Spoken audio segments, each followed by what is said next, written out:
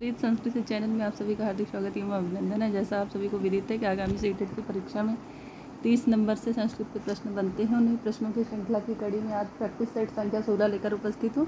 आइए इनके प्रश्नों को हल करते हैं और देखते हैं कि हमारा स्कोर कहाँ है। चलिए, प्रश्न संख्या 1 कह रहा है, माता शत्रु पिता वैरी ए बालो ना पाठिता न शोभते सभा मध्य हंस मध्य वको यथा। अच्छा, गद्यांश और पद्यांश से सीटेट की परीक्षा में प्रश्न बनते हैं, तो उसी आधार पर ये प्रश्नों की श्रृंखला है। तो देखिए, इस श्लोक को पढ़ करके अब इससे 2-3 प्रश्न, 1 या 2 प्रश्न पूछे जाएंगे, उसका उत्तर देना है। तो इस श्लोक का अर्थ है माता शत्रु। ये बहुत ही इंपॉर्टेंट श्लोक है, लगभग परीक्षाओं में पूछ लिया जाता है। माता शत्रु और पिता वैरी होते हैं जो अपने बच्चों को पढ़ाते नहीं हैं, और वो बच्चे सभा के मध्य में उसी भांति से नहीं शोभित होते हैं जैसे हंस के मध्य में बकला यदि रख दिया जाए तो सुशोभित नहीं होता है, क्योंकि हंस एकदम सफ़ेद होते हैं, बकले रख दिए जाएं तो वो शोभा को नष्ट करते हैं। उसी तरीके से जो आपका शिक्षित बच्चा है वो सभा के मध्य में लगेगा। तो इसमें पूछा गया है प्रश्न, अनधीता सभा मध्य कथम भवति।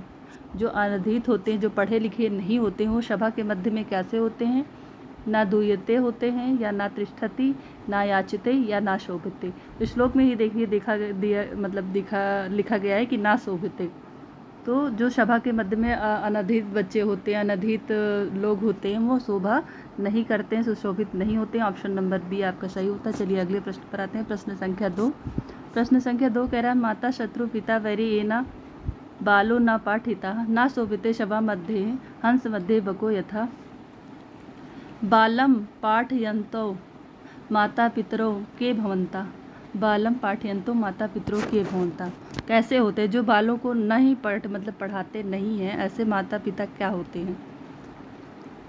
हितैषिण होते हैं, कि मित्र होते हैं, या शत्रु होते हैं, या पालक होते हैं। तो ऐसे माता पिता वो अपने बच्चे के लिए एक शत्रु होते हैं, क्योंकि उन्होंने बच्चों को तो शुरुआत में पता नहीं होता है कि हमें शिक्षा लेनी चाहिए या नहीं लेनी चाहिए। ये सब कर्तव्य तो माँ बाप का ही होता है। तो माँ जो है, श्लोक के हिसाब से भी यदि हम देखेंगे तो श्लोक के हिसाब से श्लोक यही कह रहा है कि ऐसे माँ बाप शत्रु के हिसाब से होते हैं जो अपने बच्चों को पढ़ाते लिखाते नहीं। तो ऑप्शन नंबर सी आपका शत्रु पर जाएगा। अगला प्रश्न देखिए, यद्यपि का संधि विच्छेद क्या होगा? यद्यपि का संधि विच्छेद क्या होगा? देखिए यहाँ पे या आ रहा है, और या कहाँ पे आता है? यण संधि में आता है। या वा रा ला यण संधि में आता है बीच में। और अगर विच्छेद करना होता है तो एक प्रत्याहार के वर्ण प्रथम पद में होते हैं, द्वितीय पद के प्रथम वर्ण के रूप में अच होते हैं, और इको यणच इसका सूत्र है। इको यणच अर्थात इक के स्थान पर यण आदेश होता है। कब आदेश होता है? जब पहले पद के अंत में एक प्रत्याहार का वर्ण हो और दूसरे पद के प्रारंभ के वर्ण के रूप में अच आए हों, तो ऐसे जगह पर यण संधि होता है। यहाँ पे यद्यपि का संधि विच्छेद पूछा गया कि यद्यपि का संधि विच्छेद क्या होगा? तो यदि देखिए आगे आना चाहिए, क्योंकि या आ रहा है, तो या कहाँ पे आता है? ई के स्थान पर यह आदेश होता है, तो इसलिए हमें जहाँ पे ई आ रहा है, देखिए यहाँ पे भी ई आ रहा है, लेकिन आप ही नहीं होगा। क्या बनेगा? यदि धन अपि। ऑप्शन नंबर डी आपका सही होता है। अगला प्रश्न देखिए, प्रश्न संख्या 4 कह रहा है, अव्यय पद नहीं है। चिरम, गंतुम, जुषम, अपरम। अव्यय क्या होते हैं? सबसे पहले तो यही प्रश्न बढ़ता है। तो ना व्ययति इति अव्यय, जो कभी व्यय ना हो, किसी भी पुरुष, किसी भी वचन, किसी भी वाक्य के साथ कहीं भी रख दिए जाएं, लेकिन उनके स्वरूप में कोई परिवर्तन नहीं होता है, उनका स्वरूप वैसे का वैसे बना रहता है, ना तो उनका कोई रूप चलता है। ऐसे शब्दों को अव्यय शब्द कहा जाता है। और देखिए, चिरम जो है, चिरम का रूप स्वरूप बना रहता है, ये अव्यय पद है। दिशम भी अव्यय पद है, अपरम भी अव्यय पद है, लेकिन गंतुम जो है ना, उसमें प्रत्यय लगा हुआ है। और गंतुम जो है धातु है, और धातु का हमेशा रूप चलता है, इसलिए जो गंतुम है ये अव्यय पद नहीं है। चलिए अगला प्रश्न देखिए, प्रश्न संख्या 5। गते अपि में संधि है।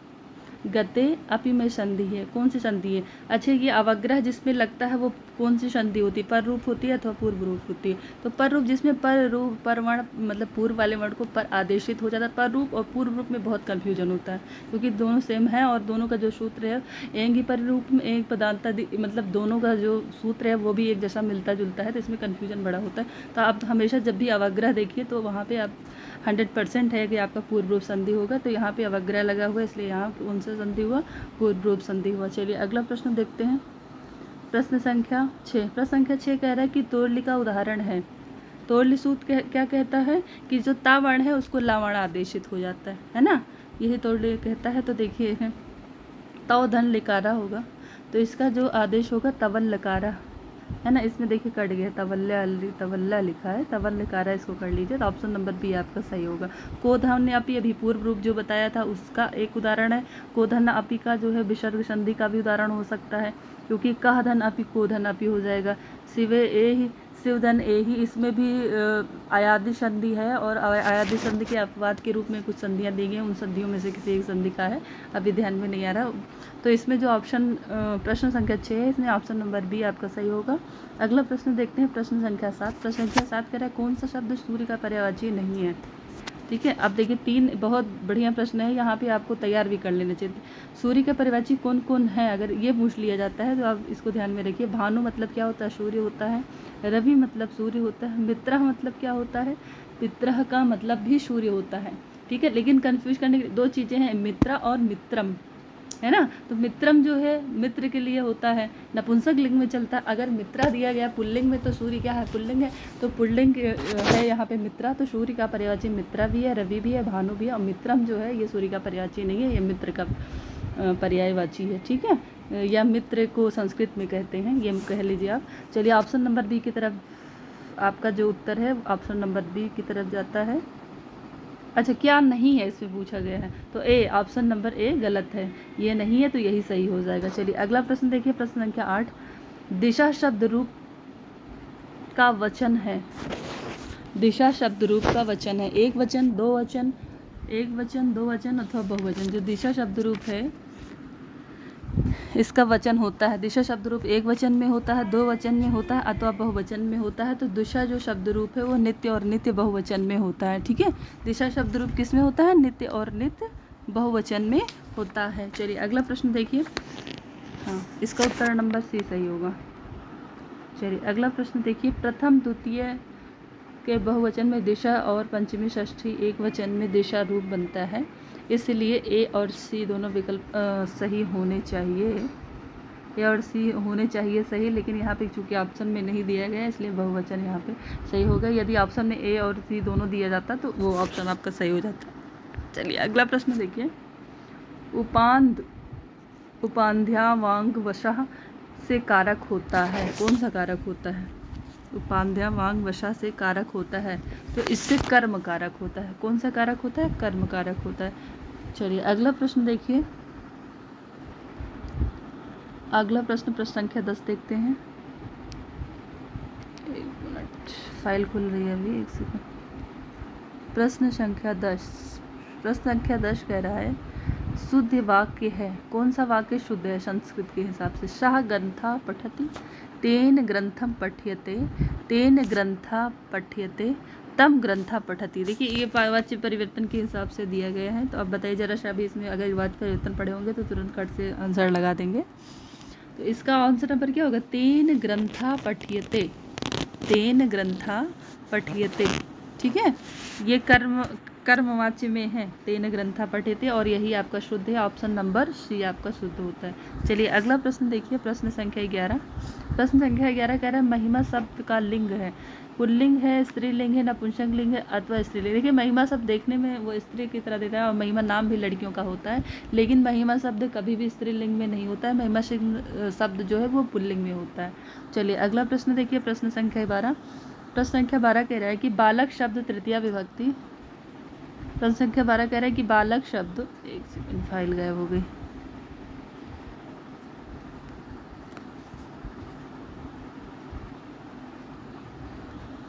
प्रश्न संख्या 12 कह रहा है कि बालक शब्द तृतीया विभक्ति बहुवचन में रूप होगा, क्या होगा, डबल चोटी। आकारांत देखिए, डबल चोटी देखिए, विसर्ग देखिए, तो तुरंत तृतीया विभक्ति बहुवचन लगाइए, है ना।